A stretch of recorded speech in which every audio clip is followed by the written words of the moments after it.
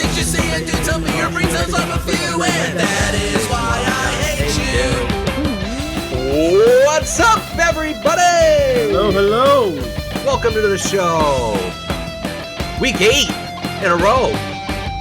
I think I can stop counting now. That is why I hate you. Maybe until we get to 10. Okay, at 10, I will stop counting and acting like we're doing something special by delivering content every week as we are supposed to be doing. Yeah. So I got something I want to ask you about. This came up this morning, right? I wake up to a picture from my wife, and it says it's about the library book my daughter checked out. So she's really into graphic novels. Is your daughter into graphic novels, or is she? Okay. She just started. My daughter's really into graphic novels. There's like so many. Oh, that's right, because your daughter was reading one of the books my daughter had been reading, and I was like, oh, she had just read anyway. So the picture is a page from the book, and it's two young girls walking by a Santa Claus in a mall. So it's a mall Santa, and he says, I forgot to ask what you want for Christmas. And the girl says, I want you, Santa. And the Santa says, you don't know how much I want you, and grabs the girl's ass. And then the caption says, I was so shocked. The attention from the fake Santa hadn't felt good. It felt bad, scary, unwanted. And then like a bunch of, will he come after me? Is he going to hurt me? And then it's like they say, oh, gross, sick, grody, what a scuzz. So anyway, she sends this to me saying, I don't really like that this is inappropriate. I feel like this is very inappropriate. And she mentions that there's alcohol and attempts at date rape in the book as well. Mm-hmm. But she's more hung up on the fact that the Santa thing is in there because there's elementary kids. I was waiting for it. That still believe in Santa and it's a real thing. She was, so I had to laugh that was the thing that she focused on, and I get it, but I do. Go ahead. For me, having Santa if you're a child, having anybody touch you inappropriately is terrifying and awful. Absolutely. I mean, if you're anybody if somebody touches you in a bad way, but a child especially, because your brain is not all there. Right. Yeah. I mean, yeah. Almost literally. Correct. But if you believe in Santa, Santa always sees you. Santa can get into your house. That is so, like, when you said that and then you read that passage, that was like, that is legitimately scary. That's really creepy. That's a little too much. But in the passage, she says she knows it's a fake mall Santa. Yes, but the person reading it probably doesn't. Right. Like, what age range is that book supposed to be? Because maybe it was in like young, teen to, like, I can get like maybe preteen to teen reading that. Yeah, it's definitely, but not someone our kids' age. It's definitely not something appropriate for our kids' age in the 8 to 10, I think, range at all. Because I know introducing those mature topics and dealing with them, from a vulnerable person's eyes is perfectly fine. Sure. But some people aren't ready for that yet. I think alcohol and date rape are definitely... Yeah, that's off the table for... She told me she was going to email the librarian, and like, it was really hard for me because in the back of my head, I'm thinking of all those parents that are like, get these genderqueer books out of my fucking school. But then But I think she's kind of right on this, even though her focus was on the Santa and not on the date rape and the alcohol and the groping so much. I feel like the book belongs in a library, maybe not an elementary school library. You know what I mean? Agreed. Yeah. Middle school library, I think it shouldn't be removed. Yes. But agreed. It's like, hey, this kind of got through the vetting process. Well, so she actually told me that they got back to her and they said, they apologized and said, they go through actually, she says that she emailed the librarian. She apologized for the topics, but said books go through a selection process. So I read that as like, well, sorry, fuck you. We decided it was okay. I mean, that's probably a canned answer, to be really honest. But my wife was more concerned about like parents that would like bite someone's head off and go to the board and freak the fuck out. And it's very possible that could happen. Right. So she was kind of like, I'm going to reach out just to preventatively. I can't fucking think of words Preemptively. anymore. Preemptively say like, hey, you might want to take a look at this before some crazy parent comes and starts screaming. Yeah. So whatever, if they say it went through a selection process and they think it's okay for the school, I don't Dude, know. I mean, have you noticed that the crazy parents are usually the ones that don't even watch or pay attention to what their kids are doing, and they just so happen to see the thing? Well, that's what I'm saying. Like, And then I react. know that maybe this isn't appropriate for her now, so we'll deal with that on our end. Whatever. Speaking of, so last night I got some information. I think I spoke to you. I did speak to you about it because I was fuming that the woman that told that I ended up accidentally telling off because her kid's really shitty. Oh yeah, do you want to talk about this? Yeah, she called Okay. the school to complain and was like, well, she doubling down on, I don't think I don't think that an adult should talk to the kid. They should come to the parent. Yeah. And it got me mad because, like, did you supposed not to talk to the listen wall? to anything? You were not here. I even flat out told you. How do you double down on your argument when your argument is faulty because you physically weren't there? Yeah, I'm sorry. I'm not walking up to your car. I don't know if you are panicky and have a gun in your car. I don't know how you're going to react. That's not me just randomly walking up to a car, and it's not my responsibility. My responsibility is to protect my kids and keep my kids from doing things, bullying other kids. It is not your job to go outside up to somebody else's car to talk to them. No, it's their job to be coming in to pick up their kids to make sure everything went okay to class, especially when they know their kid's a fucking asshole. And is causing trouble every class. I would be in there every class. First off, I'd be there the whole time to make sure he wasn't doing anything fucked up. And second, at the very least, if I couldn't do that, I would be coming in at the beginning and at the end of the class to say, how did everything go? Were there any issues? Anything come up? What did he do? The kid's father, even if he isn't there, comes in at the end of class. He's there when he brings them in. She never comes in. So he's just married to a cunt. so then she goes, well, my son said he was joking. And I was like, wait, hold on. So now he's lying. I was there. I'm not surprised because one, I didn't take him aside. No, you didn't. You were right in front of me. I said it loud enough for everyone to hear. You were, and I wasn't yelling. Right there. I was right there. I heard everything. You did not yell. You were well within your rights.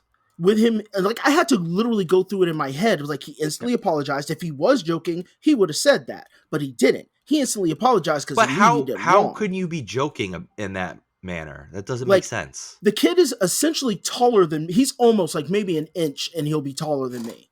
He's huge. Yeah, he's pretty tall. And granted, he's a little kid. He smells really bad too. But he's really tall. And my son is half of my height. Yep. Right. I'm not going to let him enable my daughter's one of her worst habits and bully my son, enabling one of his worst habits, which is to take it. No, you're 100% on point. And look, I believe the way I look at it is if the parent isn't around, it's up to another parent or a responsible party to make sure that the kid is not doing something out of line, right? Yeah. I mean, somebody has to be responsible for that. The kid can't just run amok and do whatever the fuck he wants. Somebody's got to be responsible for that. So you as another parent, especially as the parent of the kid that he's being a dick to, has every right to say, and again, you didn't yell, you weren't nasty, you just said, don't do that. Don't talk to my son that way. That's all you did. And I implicated my daughter, who didn't reply to him, by the way. It's just that she's done it in the past. This is not the first time I've seen him do it. I just kind of let it go. Right.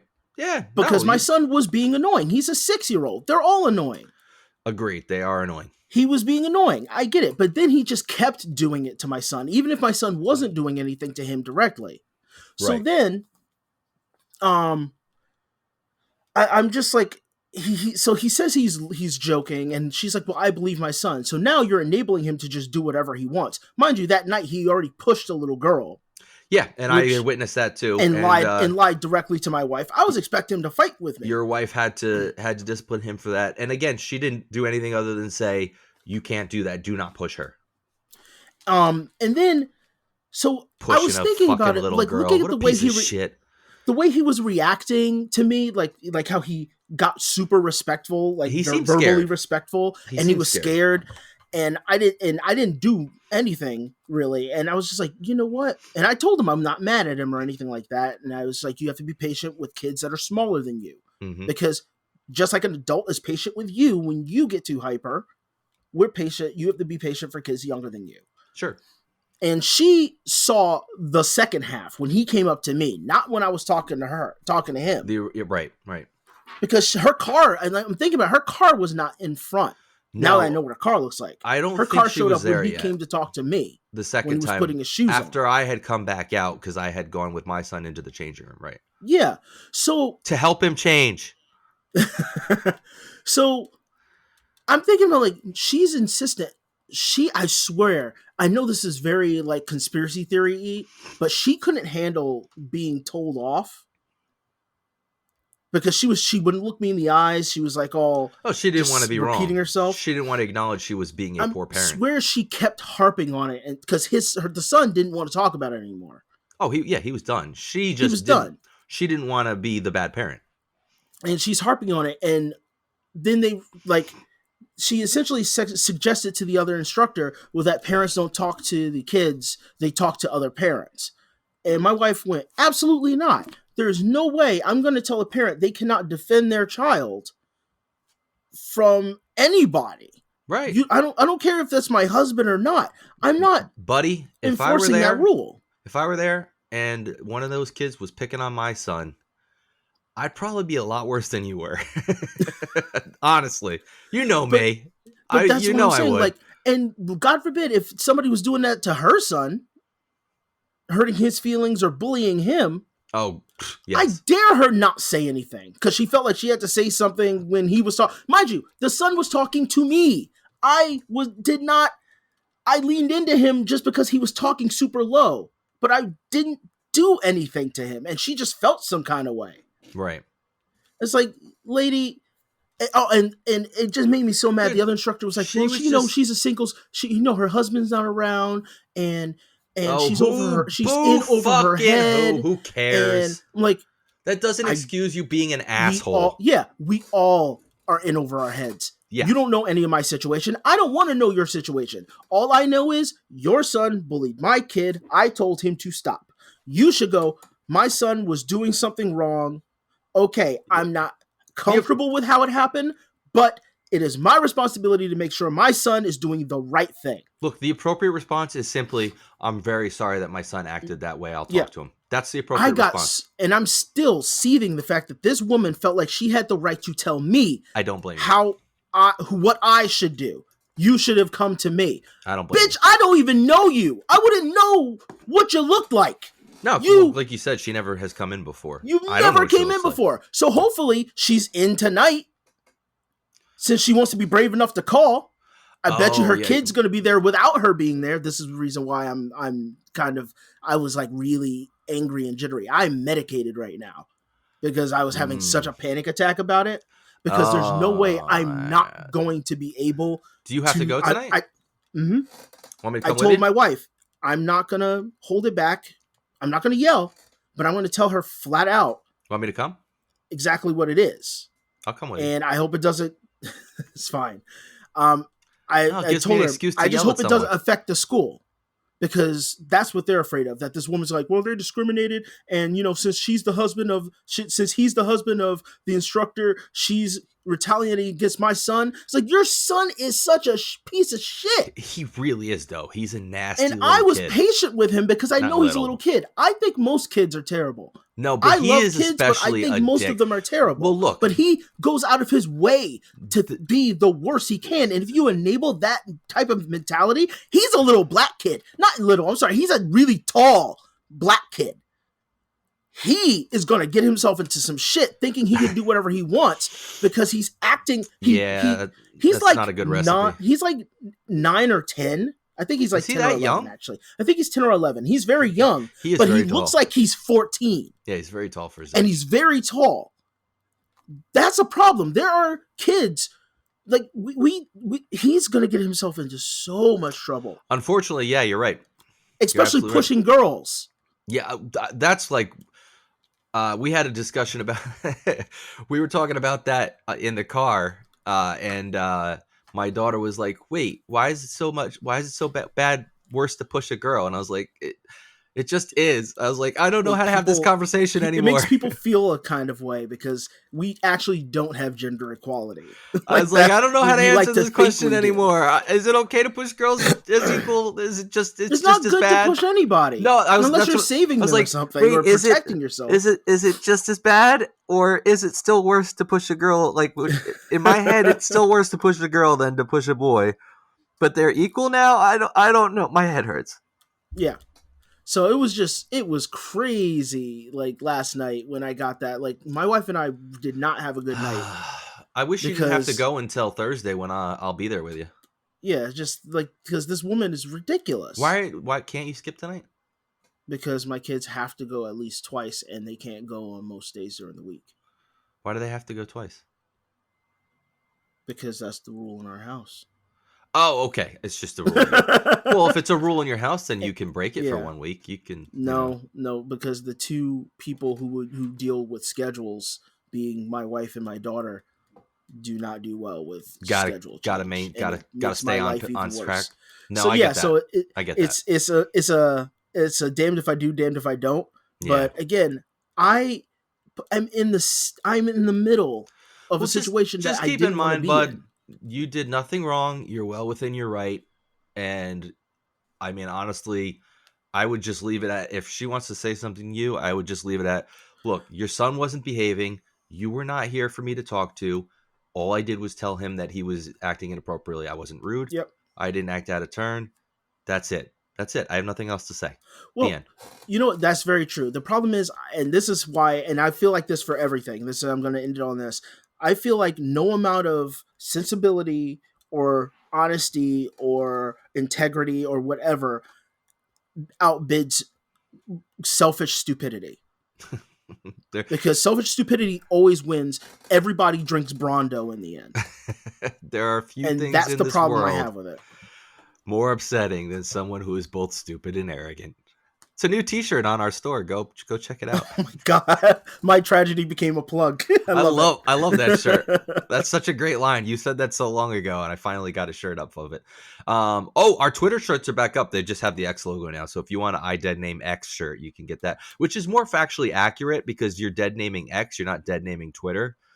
But I liked that it said Twitter because you're then using the dead name within the phrase. But whatever. That's still up, though, so you can go purchase that one if you guys want to. You know, we sold another shirt. We sold a Coca-Cola shirt. Again, wow. Probably nobody that listens to this podcast. Just somebody on TeePublic just saw it. A Coke joke. My wife said, do you think maybe they thought it said Coca-Cola by accident? And I was like, I don't care. We got the $2 margin or whatever it was. Anyway, speaking of my wife. I couldn't help it. Once in a while, we receive some mail, and it comes to us in the mail. Sometimes we will read the mail for you. So listen, 'cause here comes the mail. That is way too long. super long. Should I play the jingle under it? There's a jingle. Oh yeah. Yeah, this is our music for letters. All right, here's the letter. Hey boys, I feel like this one is either going to have you on my side or have you hating me, but one of you is married to me, so whoopsie for you. People who wear AirPods while working, it makes me rage. Most of them are under 26 with big dumb cow looks on their faces. I haven't read this in advance, so I hope she didn't put anything terrible in here. Sorry, kiddo. You need to be aware of your surroundings while you're getting paid. I know. I'm multitasking, bro. F that. I don't get to rock out to Hamilton while I'm teaching because I'm doing my job. Hamilton. Oh, my God. I can listen. You're white. I can listen to music on a podcast on my own time. It's been bothering me for a while, but what really piqued my ire... Did you get a thesaurus for your birthday? Is seeing a young aide in the classroom. Yes, I'm shitting on my wife while I read this. Is seeing a young aide in the classroom across from mine, wearing them in both ears while he's supposed to be, working with special needs children. Admin sees it, does nothing because he's a dude and he's young and they're desperate to keep him. If I did it, it would be in my file. all because I was simultaneously teaching phonics, putting out fires, and belting show tunes. Oh, God. Actually, it's just AirPod culture as a whole. I hate it, but I don't hate you today. Signed, the wife of one of you. My God. I was going to ask if it was both ears or one ear. Okay, so I am guilty of this. I don't have AirPods. But I do have headphones. My wife hates it. I guess I'm supposed to keep the music going. I guess, but for me, it's therapeutic. I get stuck with my thoughts if I don't have at least it in, even without something playing. I have Pixel Buds. Because I'm a Pixel guy, as we talked about on our last episode. And I usually keep one in, but it's when I'm home. I don't typically go out and do it. Yeah. You know, oh no, I will forget that it's in my ear. Like even if there's nobody here, I would have it in my head. But I try to get the ones that that has speakers on it, so it has talk through, so I can generally hear. Right. But transparency. The problem is, first of all, okay, Boomer. That's the guy. She sounds like an absolute Boomer. She is a millennial, just like us. Yeah. But the thing is, at like certain jobs, like I had this one job, I was a shelf stalker. I stalked shelves. Not that I, saw their boyfriend and then followed them around, Anyway, so, and I would have a headphone in, and I would get in trouble for that all the time, but it was such a brain dead job. Yeah. It would kill me. But no, I get that. As a teacher's aide... That's a little different. That's a little different. Maybe you should be fucking paying attention to the kids and not listening to music in your ear. You're supposed to be engaged. And if that isn't the case, and you have to do it at the very least, I don't know if AirPods have it, but get talk through and only have that occupied. Both ears, you're an asshole. One ear, you might be listening to a soundtrack for your life. So that's how I feel. Anyway. The way that's a good way to put it. The way I look at it is this. Look, I worked retail for a long time, right? I worked in the warehouse. So when I was in the back of the warehouse, I had a CD player back there, and I would just blast music. And that was fine because I was in the back.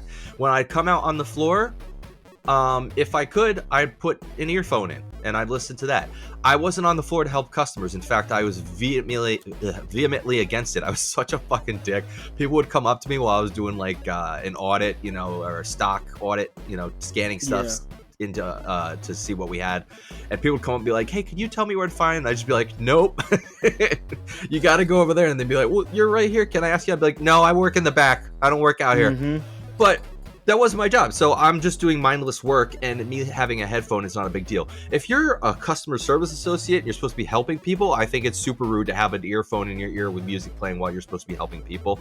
And if I was paying you to be helping people and you had something in your ear and you're listening to shit, I would be upset. But yeah, if a job requires you to actually be aware, right? You have to have an awareness and be available to other people. Mm-hmm. It's fucked up. If you're a classroom teacher and you're listening to music in both ears while you're supposed to be teaching kids, you should not have a fucking job. You should be pumping gas. Not that there's anything wrong with that job, but you should be doing a mindless task. That's the job that fits. That's the job that fits you. Want to do. You can listen in your earphones and pump gas. Okay, you can. I get it. Kids fits. are loud. Kids shriek all the time. They babble. They'll start making sense in the beginning of the sentence, and then all of a sudden you're talking about pizza. I get it, but. The headphones, that's lunchtime things when you are dealing with children or even like certain animals. Yeah. I mean, if you're a dog walker or something, or well, a dog walker because you're dealing with cars and stuff, or if you work at a zoo specifically because you don't want to get eaten. Yeah. Like there are definitely situations where that is needed. And I don't have a problem with it normally, but that's because I do it. But I know that if I don't sit in my car. I've seen people in their car with headphones in. Yeah. I'm like, that driving. How retarded are you? Do you know that your car usually is a giant headphone? I never understand people with headphones in their car. That is the dumbest shit I think you could possibly do. I guess if your speakers are blown or something, but then you can't hear anything outside. Outside. It's so stupid. I mean, maybe Because that's even why if the everybody's car's such bad playing drivers. music, I can hear someone honking at me. You know what? I see this as another facet of speakerphonistas. It's like right along that vein. Yeah. Like it's like the other side of that. It's like the parallel to speakerphonistas. It's AirPod assholes, something. I don't know. We usually come up with these names ahead of time. I'm not good on the fly. All right. Well, thanks for that email, wife. It's nice of you to do, I guess. Thank you, wife.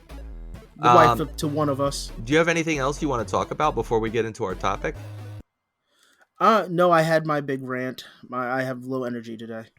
Yeah, I have kind of low energy today too. I have another doctor's appointment today. I went to the hematologist yesterday because the gastroenterologist, because I'm anemic, wanted to stick cameras up my ass and down my throat. Did I tell you that? I told you that, right? You started to. At the same time, they wanted to double team me. See that? You said you wanted to avoid getting like a camera shoved up you, but you never mentioned that. Yeah, so my thought process was, okay, well, he wants to do this because I'm anemic, so why don't I go to a blood specialist and see if there's less invasive shit they could do? And what he told me was, because my iron's not low, if I'm understanding correctly, it's probably not necessary, because from what he said was if you had bleeding happening, your iron would also be off, and that's not the case with me. So they took more blood, and they're going to call me in a couple days and tell me what they think I should do. And today I get to go to the newest rheumatologist. This is number 3 in my journey of trying to find out what autoimmune disease I have. So I don't know. I hope that works out. Wish me luck.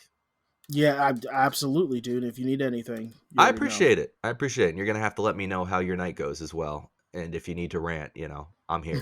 I make sure. You know what? I really wasn't going to message you. I wasn't going to message you, and I was like, you know what? Fuck it. Why? I should do that because I don't bother people with my problems. Vent dude, it out. Like in forums. We're best buds, man. I'd be very upset with you not sharing your issues with me. That's why I decided to do so. I appreciate it. It makes me feel good. I felt much better after doing it. Positive affirmation time. I love you, buddy. Love you too, buddy. Now it is time. Yeah, there we go. All right, we're going to jump into our topic here. It's time to begin the complaining. All right, everybody. We got our very special guest this week, Mr. Jobeth R. Bowers. You may know him as Judge Mentalist. Welcome to the show, bud. What's going on? We're so happy to have you. You were kind enough to fill in. I've been talking to you about joining us on the show for, I think, since we started it. Months. It's been months. Yeah, it's been a while. Yeah. I'm glad we could get it here. Yeah, you were kind enough to fill in for me today when I asked you the other night if you had time today. So I appreciate it. So Jobeth, being a mentalist, wanted to talk about psychics and mediums as our topic today. So Jobeth, I'm gonna let you kick it off because this is your bag. you know these people well enough based on your second occupation to elaborate. So, I mean, I think I want to start this by not having it be a full-on lambasting of the art. If the presentation is done for entertainment and for artful purposes. Sure, that's fair. Yeah. No, great. There's a line to be drawn, and some do it well and some don't. And I know that line also with performers sometimes gets blurred. And I think to a large extent, because there are a lot of folks out there that, will call themselves mind readers or mentalists or things of that nature. Right. And they're doing ticketed stage shows. And it starts and stops there. And I know that there's a wide array within that column of how much, what's the right word for this? Disclaimer is made on what they're doing. Yeah, I get what you're talking about. So like a person, sorry, I didn't mean to cut you off. Go ahead. So in that light, I mean, doing those types of stage performances, I don't care what you call yourself. I don't care what level of disclaimer you choose to give or not. the line that really irks me, and you see this more so in stories after the fact on those Dateline type TV shows where Yeah, it crosses the line from entertainment into straight up swindling. sure. Yeah. And I will tell you right now that as of the day of this recording, March 12th, 2024, around 1 p.m. Eastern, psychics don't actually exist. Period. Full As stop. as far as true abilities to have psychic powers and predict the future, read minds, anything like that. Correct. Now, I will, and again, everything that I'm going to say here is probably going to have some sort of caveat. Whether that's the performer in me, whether that's the attorney in me, whatever it is somewhat irrelevant as to where it's coming from. I'm not discounting the fact that some people have a greater level of perception than others. Sure. An understanding for just the way that people work or reading people's body language or things Right. of that nature. Those things are very, very real. But for some huckster to go so far as to say that I can speak to your dead relatives, put money in this jar right here, fuck you. Agreed. That and those people exist. Yeah, well, you've got the Long Island medium types. You've got John. What's the really popular guy? I only know him as like man with thick eyeliner. That's all Yeah. I remember him as. Like There's the one, but the one dude that's he was on Sci-Fi. He was really big in the late 2000s. I know who you're talking about. Yeah. yeah, that guy but I was mean, even- everywhere for a while.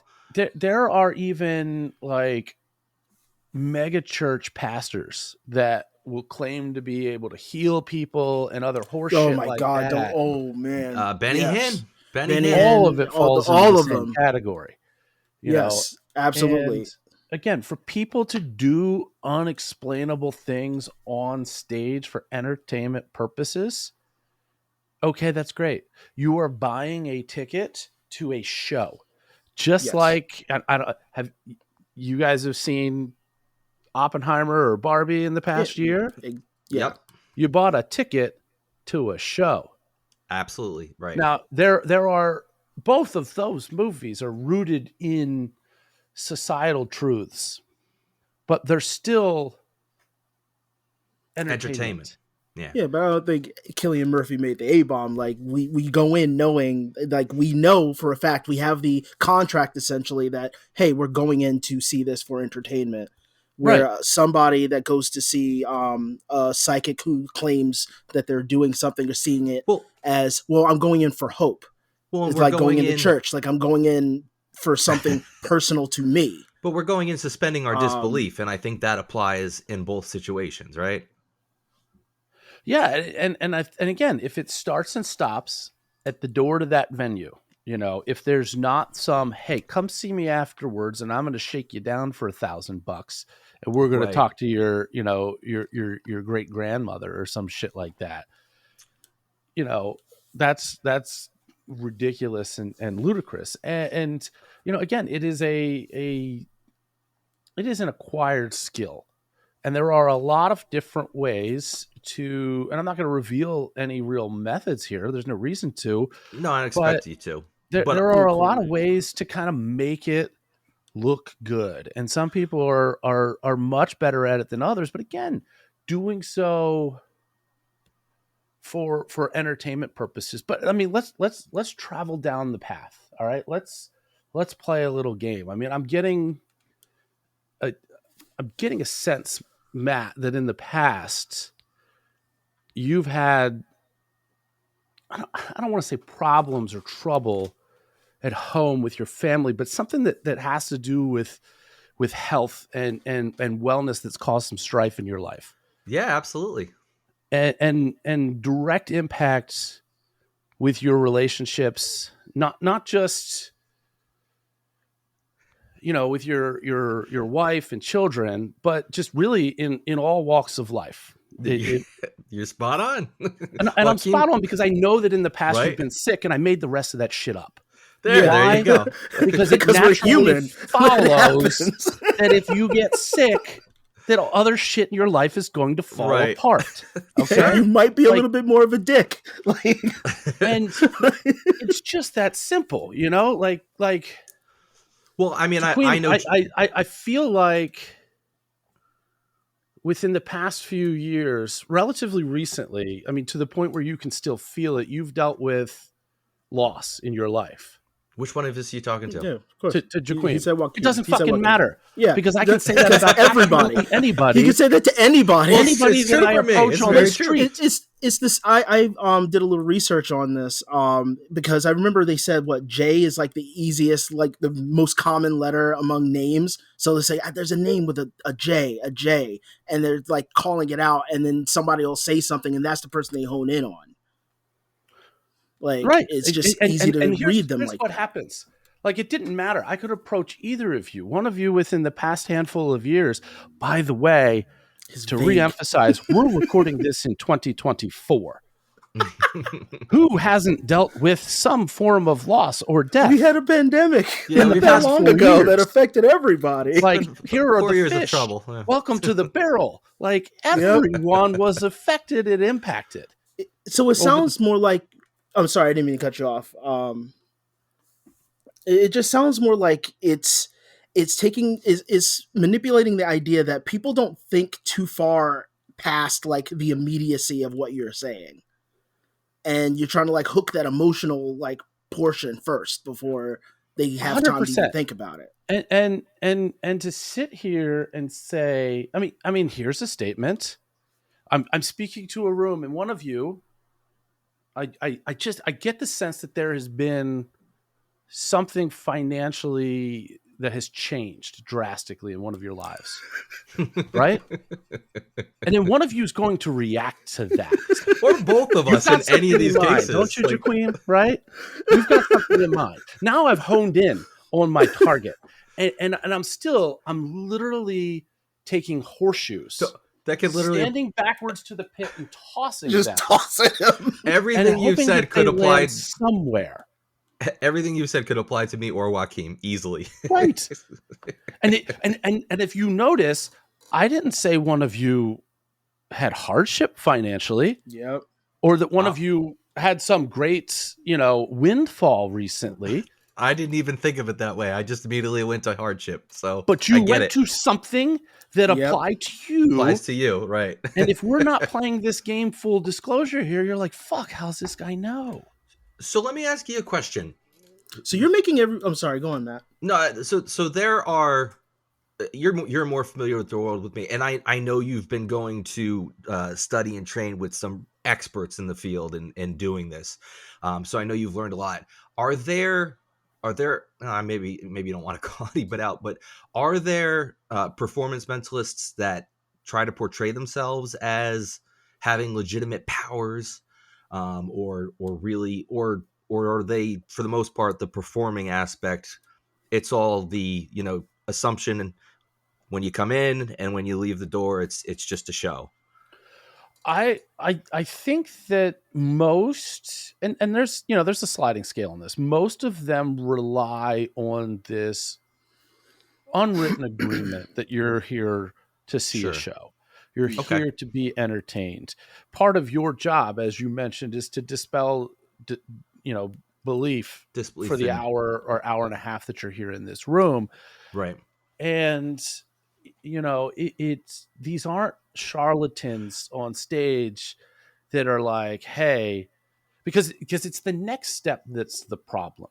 It's the Right. next step of me honing in on you having some sort of financial insecurity and saying, I can help you with this. Sure. Yeah. Now, I understand that you're in a tough spot, but I don't do this work for free. So here's my Venmo, here's my Cash App, here's this bucket, throw some money into it. And then I'm just going to continue to feed, then it's when it crosses that line, which touring stage performers don't really do, to my knowledge. Right. You know. Yeah. It's a different world for Well, sure. I mean, that's speaking of stage performance, but the problem with the advent of like social media, like being as prevalent as it is, especially TikTok. I have a direct example. There's a TikTok psychic who does like tarot card readings, and there was a murder in Ohio, and I don't know all the full details, but she started chiming in, and it's snowballed to a point that it started actually affecting the actual investigation, and now there's a defamation suit against her simply because she was making things up and then doubled down on it. And it wasn't Right. like she was doing it for pay, she was doing it for attention. And it seems like what I see, at least with online psychics nowadays, is that they're doing it not just for, I'm going to get some money under the table. It's, hey, I'm going to get all these Clout. eyes on me. Yeah. Right. Any of that really falls into that same category. And again, it can be done exactly the same way. Like, I can make those same sort of guesses about, this person that's responsible for this murder experienced a period of just being disconnected from people around them and a great deal of strife. And they really felt like, and you just go through the personality traits that would need to happen to somebody to get them to come to the level of fucking taking a life. Like, it's Right. not a minor thing. And your miss on that is that the person's a true psychopath, which isn't a full miss. And that there's some sort of serial killer element to this, which still fits into that parameter of being disconnected from, societal norms. And Sure. everything I just told you is absolute hogwash because it fits a boilerplate pre-qualification for somebody to do that thing, whatever Sure. it may be. No, that makes perfect sense. So And- go ahead.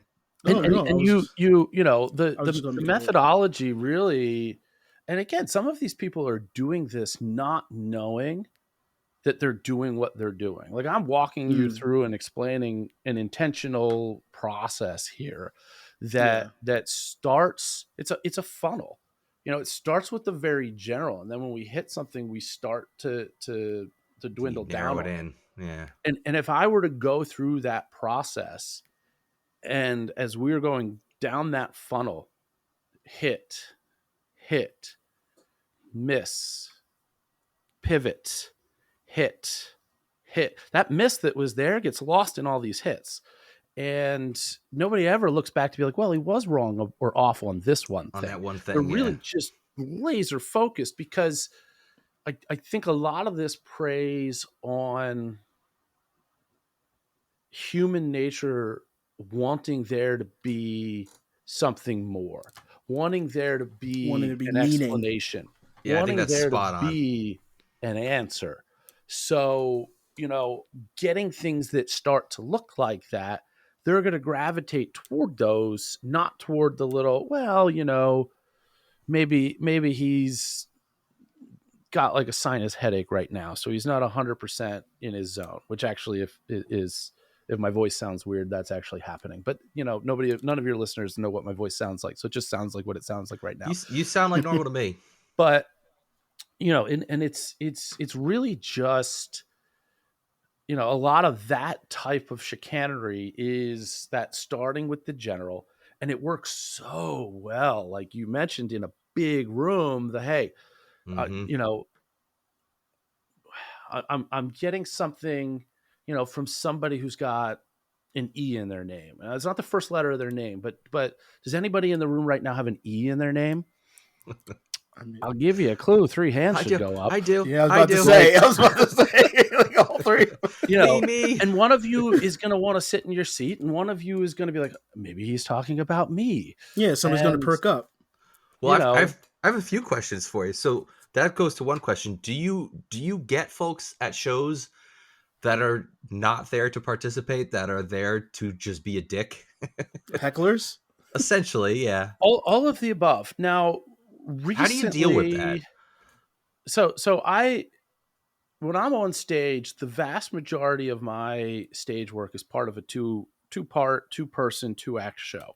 So Right. the first half, my partner is a mind reader, and he starts off his spiel with a quasi disclaimer about how what he's doing isn't actually psychic. Oh, so he actually spells it out for the audience He ahead says, of time. look, I'm not psychic. I don't have special powers. I am using things like my own perception and tells like you would have in poker and things like that. Now I will I will put it out there right now that 90% of what he's saying there is a fucking lie. Okay. Everything that he's doing in his show is some sort of other method and trick to get or transmit the The sleight information of that he's hand, doing, essentially. Yeah. which, you know, I don't feel any sort of guilt by saying that, but he's at least telling you straight up the important thing of, I'm not a psychic. I don't have supernatural powers.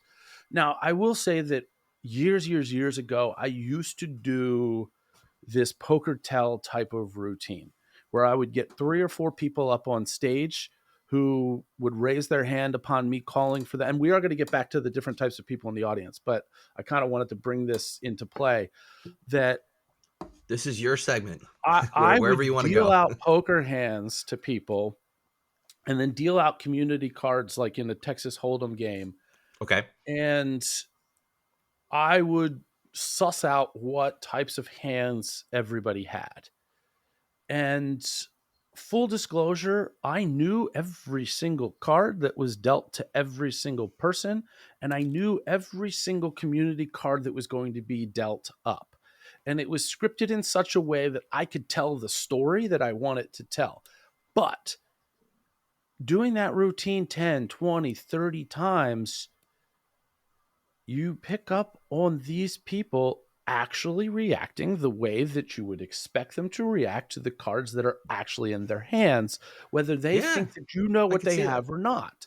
So there gets to be a point in doing a routine like that, if you're paying attention to people, which is kind of part of the shtick of being on stage, where you almost feel like, hey, I could do this blind. I You really could are do kind of this developing the straight up. ability to know. Yeah. And I don't know. I've never actually tested that because I'm putting on a show. It needs to go the way that it needs to go. Sure. Because I'll tell you, even the greatest poker players who get reads off of people don't end up winning every single tournament. Don't Sure. end up cashing in every single tournament. Now they do well and they do better than most. That's why they're professionals in a gambling setting. But so the first half of that show, I'll get back to that, is him doing a mind reader type of show, a mentalist show. The second half of the show, I'm doing a stage hypnosis show. So they're kind of two different directions of how we're messing with people. And I mean that in the most polite way possible. Two big differences between both halves of those shows. And if anybody's interested, it's Between Two Minds, between the number 2minds.com if you want information on us or Yeah, where we might be definitely. performing or how to Go get check that us out. in your hometown to do a fundraiser show or something to raise money for a nonprofit, because we love Yeah. doing shit like that. Jobeth is great. Um, He's been doing shows for Boys and Girls Club, stuff like that. Oh, If I nice. remember correctly, right? Yeah, And, yeah. and judgementalist.com. Don't forget that. Yep, yep. So when he's got volunteers, what volunteer means in his half of the show and what volunteer means in my half of the show are not the same thing. He is actually picking people from the audience. You, sir, would you join me up here? Ma'am, can you help me out? Now, those people can certainly decline, and there are people who just really don't want to be up on stage. Different performers treat that Fair. differently. We are very happy to just move on. We're not Okay. trying to ostracize anybody. We're not trying to make anybody the butt of a joke in our show or anything like that. But those people come up and then they're part of the play. They, sometimes you will get people who are intentionally difficult or who will yell things out from the audience just because they want to be, part of the show in whatever way that seems to make sense for them. Had a little too much to drink. It could be too much to drink. And it's funny because there are performers locally in my area, or regionally in my area, that when I would send them video of me doing shows for those types of audiences, the incredibly drunk, the all over the place, the yelling, the this, that, and the other, the talking back or whatever, I would get calls being like, how do you do this? I'm like, you're Yeah. not talking about the methods because I know you know how I do all this shit. And he's like, no, how do you deal with these people? And I'm like, I love it, man. I personally like that. I love that kind of energy in that kind of a show. And I draw off of that energy. Like some of my best moments when I was doing more mentalism than hypnosis come from I mean, hell, I got a story from this gal that where I thought on stage everything was going absolutely sideways. And this whole routine was such a clusterfuck that we ended up getting everything back on track and it worked out well. And it was a huge reaction from the audience. But this Well, that's a skill gal, in of itself, right? Being able to get it it back sure on is. track. To have to work. This It's Yeah. a lot of work. like part of it had to do with me drawing something that I pulled from her mind. And she asked me to sign it at the end of this in front of the whole room of like 100 and some people. Can you sign that to Trainwreck with love? She fucking nicknamed herself Trainwreck because she absolutely was nothing less. And it literally was to the point. So the routine goes like this. I've got this booklet that's got all these different words written in it, all sorts Okay. of random ass shit, animals, vegetables, minerals, places, whatever. Open it up, find one, think about that word. Okay. And then you've got this word in mind. I want you to imagine spelling that word out. It's got however many letters in it. No, it's got, is there a double letter in there? Okay, let's focus on that letter. I want you to take that letter. Just think of that double letter, but just one instance of it. I want you to think of a city.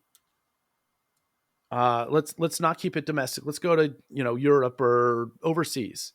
A foreign city that starts with that letter, and there was just this screeching halt.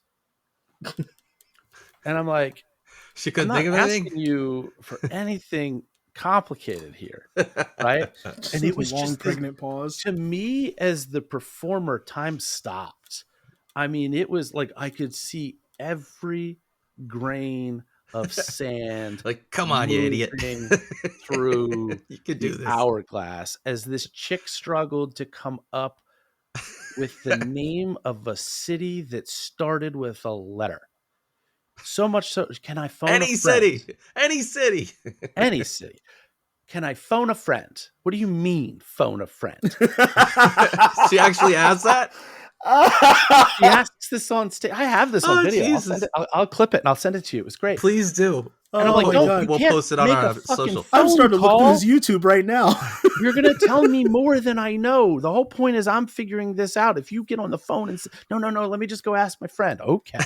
She goes out to the audience, first Oh, or my second goodness. row, is whispering to her friend. And I'm like, okay, good. We're going to get back on track here. Hey, we're having trouble. What? And I mean, the They both letter couldn't Was the think letter of X? something. Was it the X? letter was I mean, P. All right? that's the letter I had in my head. That's Name- what I was name a thinking. city, not in the Paris. US. Paris. Okay, great. We'll go with that. Like Peru. that took you. I didn't start the timer, Yeah. but I don't know that it was a full second. Okay, and like Oh my God. then the boyfriend of the phone a friend gets them somewhere, and she comes back up on stage, and I'm like, I turned to the audience, and I'm like, I think I told you guys when this whole thing started, this is not a precise science. This isn't, sometimes let's just put it this way, folks. Normally, and this was like we were doing a dual headliner show and I was going second, and this was at a Moose Lodge. So this was a very, very much a drinking audience. And Yep. I mean, literally at I a was about to different ask. point, in a different routine, I had somebody on stage request a shot break. And somehow, I don't know how they coordinated this. 2 people ran up to the stage with 4 shots that they gave to 4 people that I had on stage, and they all did shots together. It was one of those types of shows.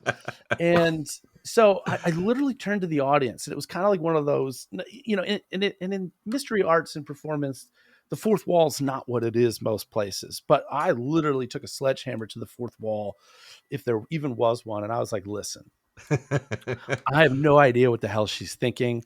I think I'm picking up on something. If I get anywhere near close, It's a normally miracle.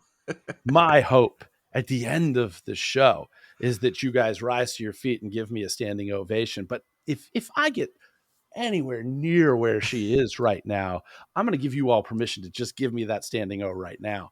And we ended up getting there. But God, if I didn't think that I was in shit shape through that whole process, because this girl was Oh my just God. blank and I didn't know Yes. where things were going. But you've And it got the was just, talent to get it there. So it, that's what it comes down to. The and amount of like everything, nerve it has to take. look, everything got to where it needed to go, but boy, oh boy, was there a whole lot of in between getting there. And the funny Oh, I thing would love about to it see was, you know, the seeds of time that I just mentioned and those grains of sand dropping through. Fuck, I felt like I was on stage doing that routine for 20 minutes. When I go back and watch it, it was like 4.5. Like time wasn't going nearly as slow as I thought it was, but God, what was I just trudging through absolute nothingness. I can So only liken it like when you miss a step going down the stairs in the dark, and it just feels like you fall forever. Yeah, It's a yeah, single Yeah. step.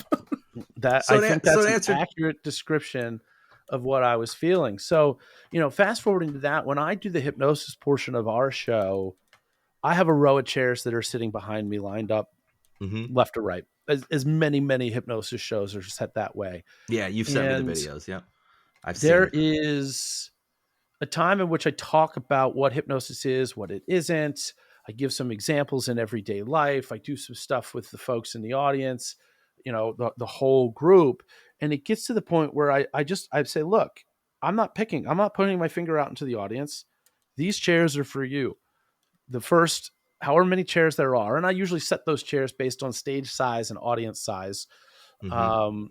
Anywhere between like 8 and 10 chairs is usually what it is.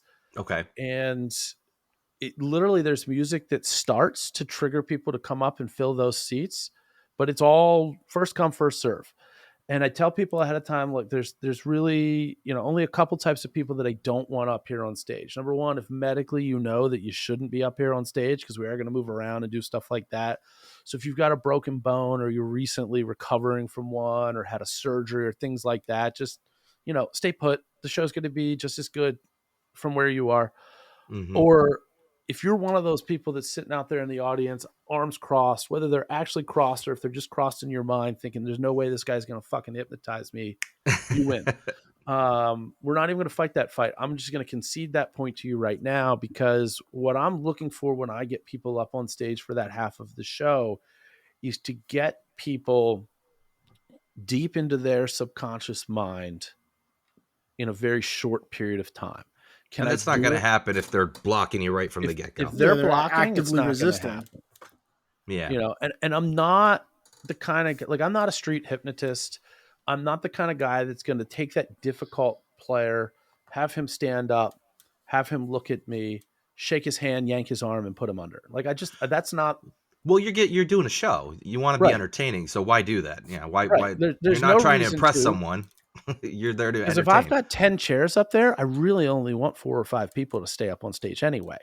Because Gotcha. otherwise, I mean, I have a duty to the people that are up on stage to keep them safe and put on an entertaining show. So I don't want to be yanking people's arms or smacking them in the back of the head or anything that you sometimes see in some of these, you know, street hypnosis videos and TikToks and things like that. I mean, are those people getting hypnotized? Are those people going under? Absolutely. But it's not the feel for the show that I'm trying to put on. Right. No, I that makes I I, sense. I give my stage partner Bernardo a ton of credit, and I tell him this all the time, because when I get to that part in my show, that music track is maybe 45, 50 seconds. And it rarely ever, the only time it plays all the way through, even though it's on a loop, the only time it plays all the way through is if there's like some really high stage and a long distance to get there or whatever. Like those chairs feel like that for me. And I believe that that's largely because of the way that Bernardo in the first half of the show treats his volunteers. You know, Sets it up for you. nobody gets beat up. Nobody's the loser. Nobody, you know, ends up in a situation where they feel like, you know, they're on the short end of the stick. In fact, a lot of the routines that he does generally in that show, and things change up from time to time. And, you know, if we're playing in an area where we've performed before, we'll swap out a lot of the routines in both halves of the show just to keep it fresh. Although anytime that you're doing a show, that involves a ton of audience interaction. It's going to be a different show every time anyway. Right. But I mean, he treats people well. He treats people with respect. The same with my half of the show. But I give him, like I said, I tell him this on almost every show, that he's a big component to me being able to fill my stage so quickly and to fill those chairs so quickly. Hey, it gets people comfortable, and Yeah. and once the And second I half think comes that a along, they're lot of ready to that, do it. yeah, a lot of that kind of difficulty that some people want to have goes away when it feels that way. It's not to say that we don't have those types of people, but it's kind of an attitude that you do or don't portray to people. Yeah, that And makes sense to me. you know, I know Matt Donnelly, Of who course I do. performs as the Mind Noodler, and I can't say I We think that love I have Matt Donnelly. Oh, he's fantastic. And he's got an improv background. And you just kind of, when he takes the stage, especially, and I've only seen him perform once in the newer tuxedo getup, but when he goes up there dressed in the overalls that he's got and the way that he normally is dressed, somehow he manages to project this feeling and this invitation that it's okay to play around and that you're in a He little bit of a different environment with him. And he projects that just in general, just hearing him talk. I mean, right. he just has that air about him that it's a safe space. You're going to be comfortable. You can be yourself. So I could see that. Yeah. And I will tell you that I have, and we did a mini tour over 10 days last summer and Yep. have done a bunch of shows together over the years. And obviously I've seen a ton of shows that weren't him. The non-scripted, unexpected audience interaction percentage for Matt Donnelly is substantially higher than almost anybody that I've ever seen before, outside of a true stand-up who's doing crowd work. Crowd work, yeah. Yeah, that doesn't surprise me at all. It does not surprise me. And everybody, and he still doesn't beat anybody up when he does it. He still does a great job with it. And, and sure, there might be some sourish moments, but he's never worse to somebody than they are to him. And he usually diffuses any situation that might look like somebody's really out to be an asshole, which I don't think happens too much. Mm-hmm. But again, I've probably shared the stage with him in that capacity 15, 16 times now. So the number of times that I've seen that, people that you can tell that they're there to be the show when it was not, look, I invite people on my stage to be the stars of the show. I'm going to have complete control over you when you do it. So maybe that's the part that you missed. Different type of show. You're not supposed to do that with Matt Donnelly. I love his stories about the stage. He has some of the best stories he tells about the crazy shit that people do at his shows. Oh yeah.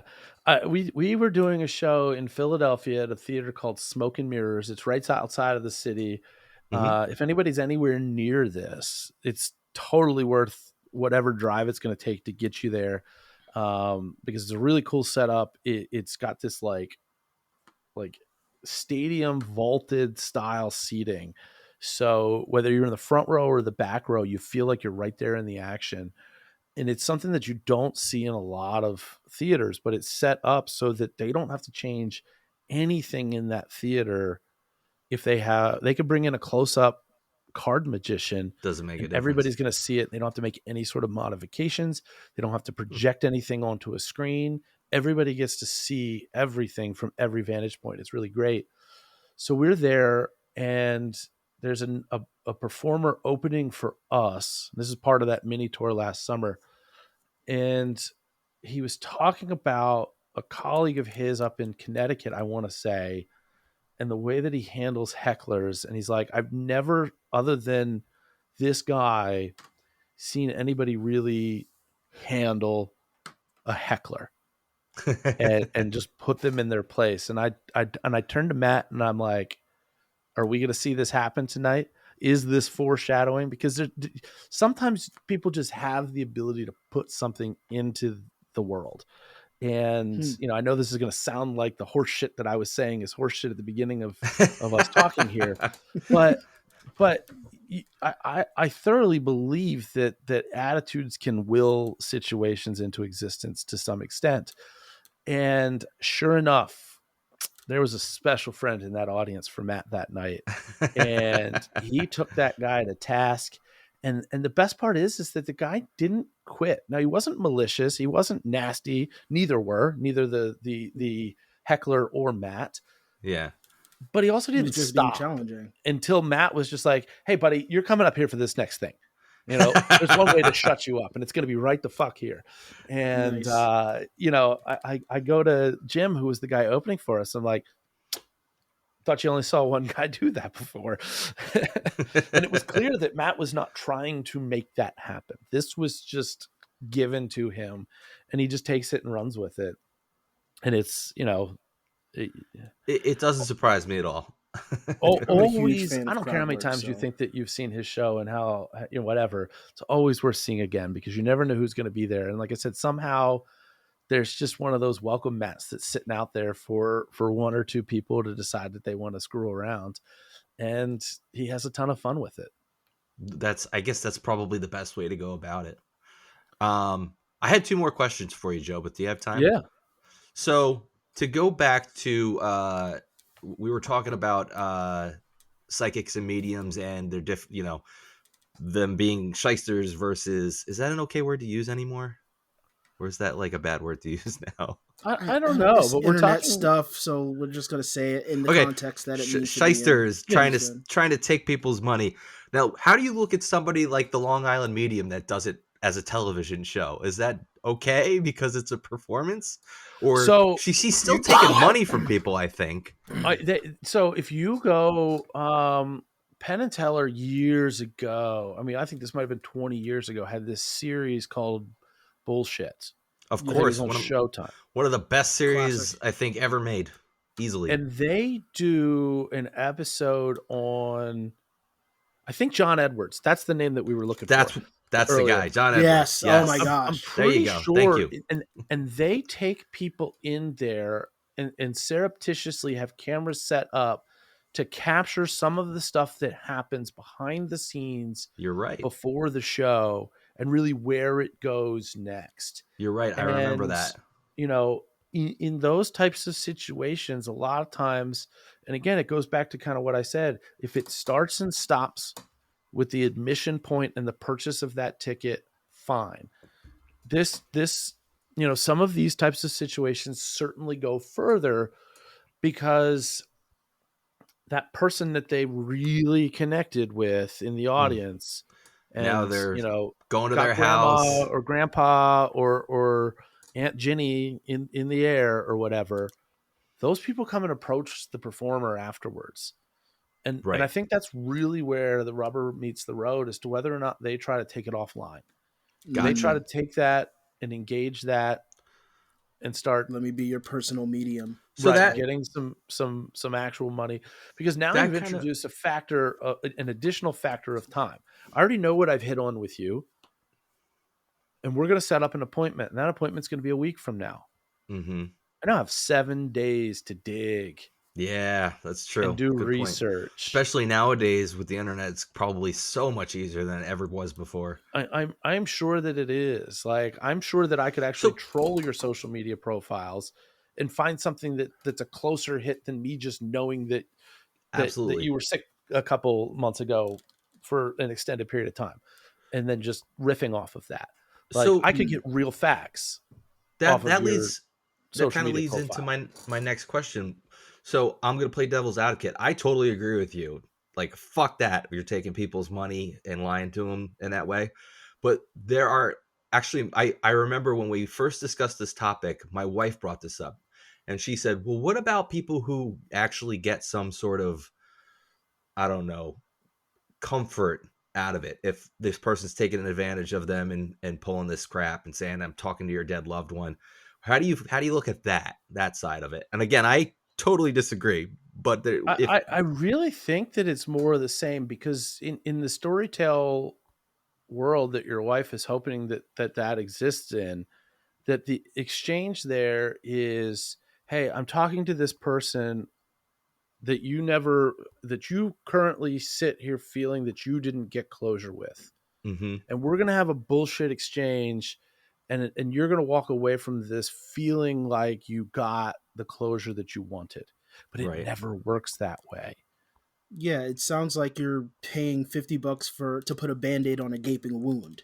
And they will doesn't help for continue to anything. keep That's that fair. open and pull and pull and pull and pull and pull. Ah, so there's the issue. Yeah. The And that's it's the never part that going to you'll never actually end. see in the It's, show. hey, Nana wants to talk to you again. Right. Well, they start depending on you. Right. and Okay. then So you then become their it's not a counselor. one-time thing. It's now I gotcha. And here's Now the thing. we're going to do this If every you week.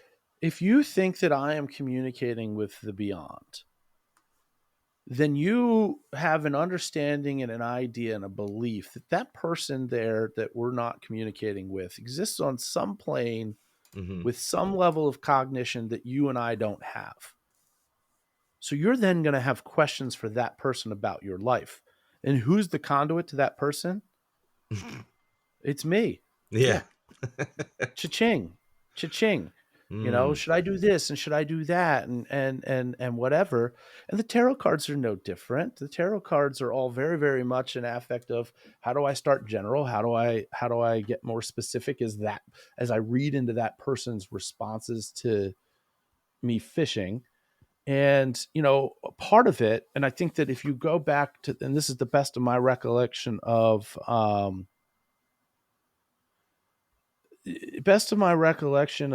that Penn and Teller bullshit thing went down. You know, me coming in here, if I weren't coming in here to talk about this in the light that I'm here to talk about this, when we go through that diatribe about you having strife that was caused by an illness, you know what I know. Mhm. But Jaquim and every member of the audience is over there shitting their fucking pants. Like, how's this guy know this? You know, Fair. this guy's got real fucking insight. You and only you know that I know Right. what probably tip of the iceberg shit that I know, Right. But all based I on me get it. extrapolating a story based on one fact, One thing, a story that's not hard to believe. Did I get in any way specific about anything? No, but it fits somewhere, somehow, and you're losing your mind. Mm. And so is that person and you know, imagine a full auditorium, Sure. you know, where there's two different realities happening right now. You're maybe a little impressed that I can draw the conclusions that I've drawn, but everybody else is out of their goddamn mind. Yeah. Because Yeah. they don't It's a know whole where it's nother coming level. from. Right. So, that makes sense. you know, it doesn't take a ton of information. And of course, put me in an auditorium of 2,000 people. Somebody's suffered loss within the past week. Yeah, your more odds than go likely. up. Yeah, the more more than people likely. you have, Somebody has a birthday coming up. Put me in a room of 100 or more people, and two of them have the same birth date. Right. I've heard that stat. And that's It's just like statistics right it's there. like 1 in 23 or some crazy number like that. Yeah, I think that the number is yeah, like if you've got an audience of like 22 or 25 or something like that, Yeah. the probability of two of them sharing a birthday, It's some crazy low number that you and would the not scope of expect. the average person is so Yeah. small that it seems magical to meet somebody like that. Yeah. right? So, And all it is kind of playing off of those kinds of things, or just putting something out there in the world that's one thing, but I'm telling you it's something else. And when we look at it from over here, it's goddamn amazing. You know, Yeah, like, I get it. if I Yeah, tell that you makes what's sense. really going on here, it's nowhere near as impressive. And I want to say it was Michael Shermer. You familiar with Michael Shermer? name sounds familiar. Skeptic Yeah, I can't magazine say. editor. Okay. He did a podcast with I think it was with the World's Greatest Con guys. Jury and oh my god, Brian Brushwood. In Brushwood. And he talked about the same type of thing, you know, that we're talking about now. Is a great pod if you know everybody wants to catch that episode, but very similar to what we're talking about, and how how it works and in Oh, terms of you want to hear detailed stories about people, full disclosure, pretending to be psychic to fuck over people who just wanted to believe. You want a great instance of people who just wanted to believe, even though they were supposed to be scientists. I think Mhm. it's the 3rd season of World's Greatest Yes, Con. absolutely, yeah. That's huge. With the I gotta check that out. Yeah. mentalism With experiments they did Banachek, yeah. with Banachek. Yep. And yeah, that's a great season. It's just absolutely crazy that you got literal scientists believing these guys can control things with their mind and just with the simplest tricks. That's what it was. They had that, Joe, but now that you mention it, it was an add-on at the end of that season where they spoke with Michael Shermer, Yeah, and yeah, yeah. he was talking about that whole process and how easy it was to get these guys to believe these things with the simplest tricks. Um, and like you said, they were just they wanted to believe it so bad, and they're scientists. So very cool. Yeah, definitely worth a listen. I forgot it was World's Greatest Con, that it was part of that. Yeah. Yeah, I mean, and there's a lot. Again, like I started with this. If it's being done for entertainment and nobody's being screwed over, and everybody's on the same page, knowing that it's entertainment, then I'm all about it. I mean, I think just one of the big things is that I think it's all fair game if it's being done for entertainment. And if there's full disclosure, and again, it doesn't have to be a full on disclaimer or anything like that, but just, if it starts and stops at the door, I think it's kosher. I think it's good to go. Everybody's there to be entertained and have a good time. No, I agree, and like you said, It's all entertainment. I don't think you need the disclosure. I think people go in knowing they're there to be entertained, and like you said, I don't think it has to be explicit. I think it's just something you know going in, and you leave when you go out. What? I mean, I don't fully agree with the no need for the disclosure. You're giving people way too much credit. I'm sorry. I mean, people need to be told that coffee is hot. So I think I honestly think that the disclaimer is needed for at least to show that you at least have the best intentions with your craft. There are some dummies out there. There sure are. All right. Well, Jobith, Judge Mentalist, thank you so much for joining us. We're so happy to have you on the show. And, I'm definitely checking out your YouTube channel. Yeah, thanks. I just loaded it up. I know that we've been trying to work on this for quite some time. It's been literally a year and a half, because I think we started talking shortly after we started the podcast. So it's good to finally have you on and talk to you and cover this topic, because it's definitely a topic I've wanted to talk about since we started, basically. Yeah. So thanks a lot for joining us. We really appreciate it. Absolutely. You wanna plug everything? I think you mentioned obviously websites, but plug away whatever you want to plug. I mean, I guess the other thing that I'll put out there is that we didn't really talk about in this, but if people want to know more about my ongoing antics, travel, shows, things like that, as well as the antics of a friend of mine named Big Sexy. Sexy.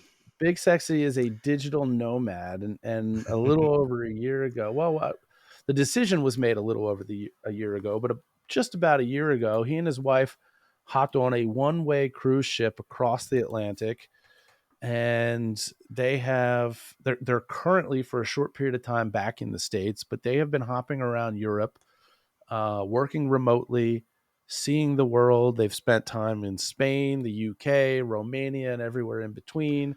Yeah, geez, he's been all over the damn place. Yeah, we do a weekly podcast called Big Sexy Digital Nomad. It's basically anywhere that you'd get a podcast.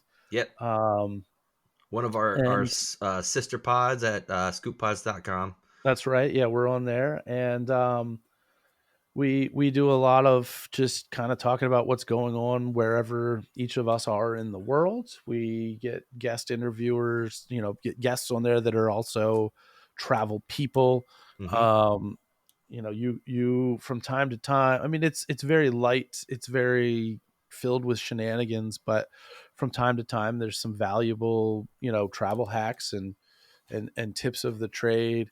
We've had people who run, travel blogs, people who are actual digital nomads, people who are travel agents, and really everywhere in between as guests on there. Yeah, you guys have definitely run the gamut as far as guests related to traveling. Yes. And when Big Sexy doesn't hate people the way that I generally do. So or his something you share with ability us. to see, like, I don't even know if you could have him on a podcast that's named what yours is named. Probably not.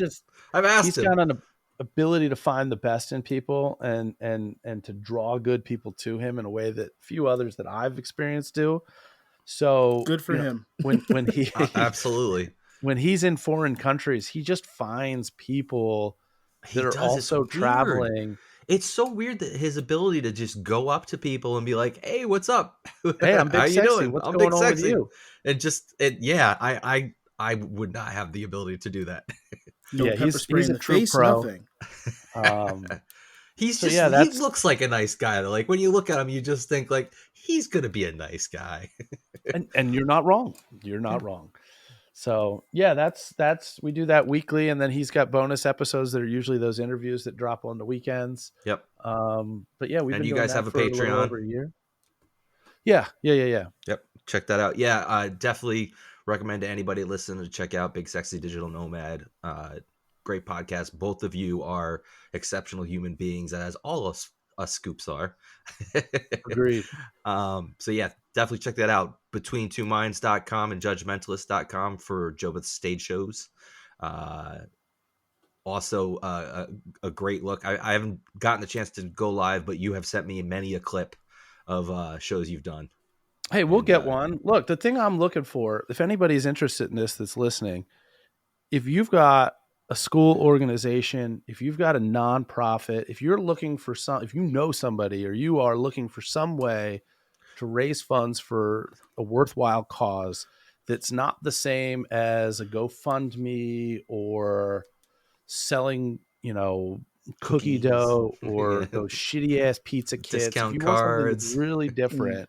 Yeah. We've got a no risk fee structure. So nobody pays us any money up front to do these shows.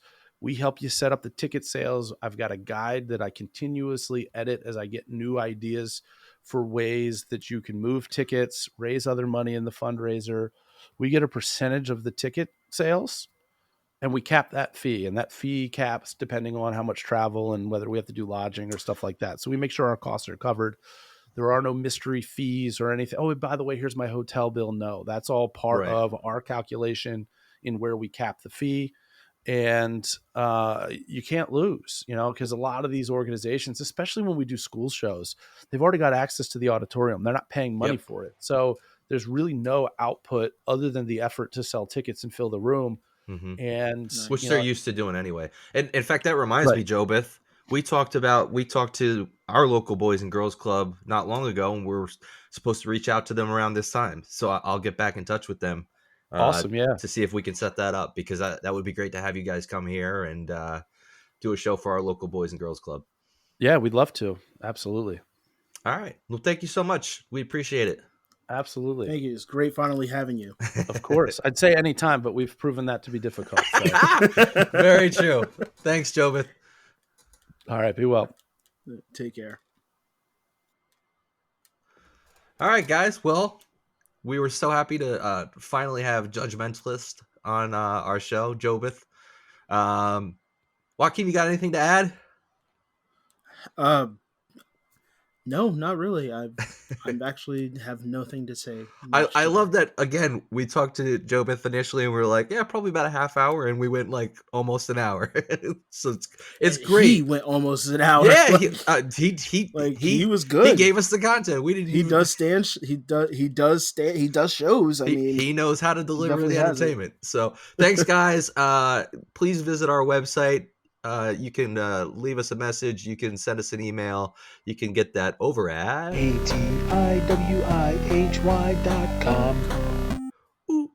atiwihy.com.